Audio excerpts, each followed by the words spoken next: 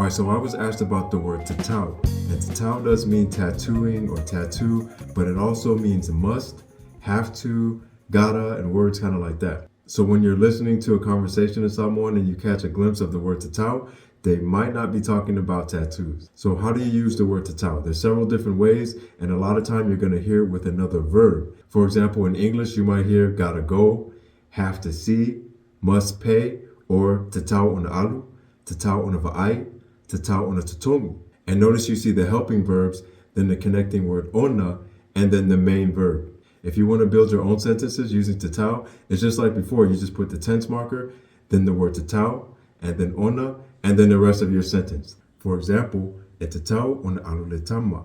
The boy must go. Everything else is the same as what we've been talking about. We're just adding the helping verb tatau, and then the connecting word ona. If you want more information about other Samoan helping verbs, go to matosamoa.com.